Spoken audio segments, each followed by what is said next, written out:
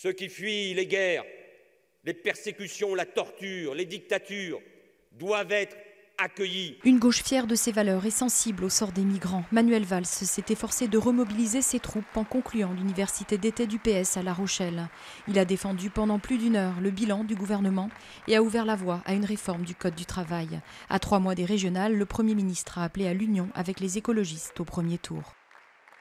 L'Europe veut enfin agir face à la crise migratoire. Paris, Londres et Berlin demandent une réunion des ministres de l'Union européenne dans les 2 prochaines semaines pour mettre en place notamment des centres de tri distinguant réfugiés relevant du droit d'asile et migrants économiques. Dimanche, des centaines de réfugiés ont continué à franchir la frontière serbo-hongroise malgré l'achèvement d'une clôture de barbelés. Le gouvernement libanais toujours sous pression au lendemain d'une manifestation monstre. Crise des ordures, corruption. Des dizaines de milliers de personnes sont descendues crier leur ras-le-bol de la classe politique dans les rues de Beyrouth. Le plus grand rassemblement jamais organisé par la société civile, toutes confessions confondues. Vous puez, ont lancé les organisateurs aux dirigeants. Ils ont promis une escalade si leurs revendications n'étaient pas entendues dans les 72 heures.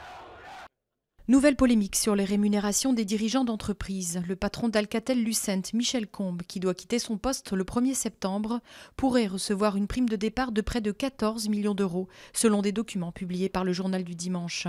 Le gouvernement a demandé à Michel Combes de revoir ses conditions de départ.